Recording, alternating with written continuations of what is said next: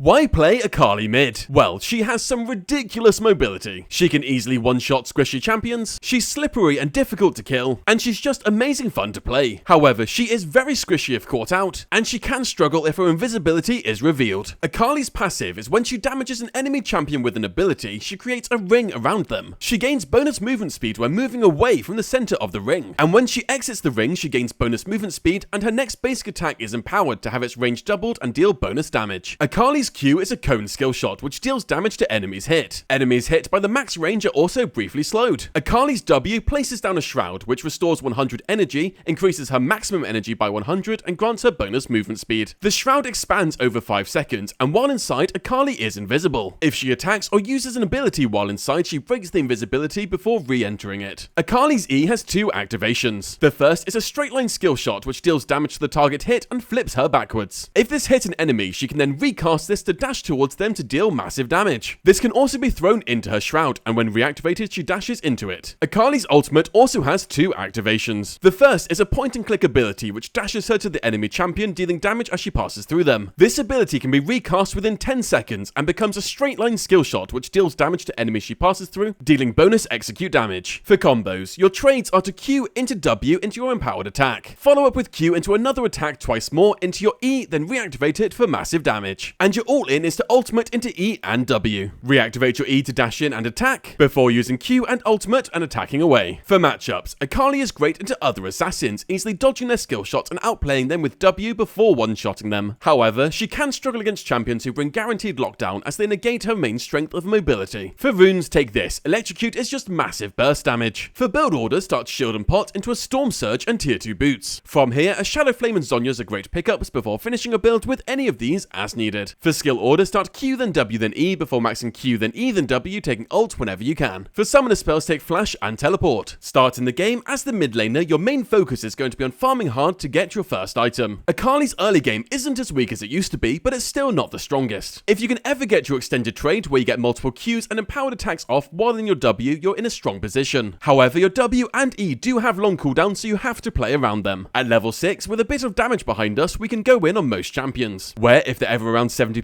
HP, just go in with ultimate and one-shot them. Entering the mid game, your bot lane will usually come mid, which puts you in a side lane. You don't mind this at all, as you can easily push out the side lane and then collapse onto teamfights for easy assassinations. Entering late game teamfights, play as the assassin. Wait for the fight to start, then use your amazing mobility to point and click jump onto their backline. Your combo is incredibly quick and does so much damage you'll just instantly explode any carry. And between W and Zhonya's, you actually stay very safe, allowing you to jump onto the next target. And that's how to play Akali mid. Leave the video a like and comment below who you want to see next.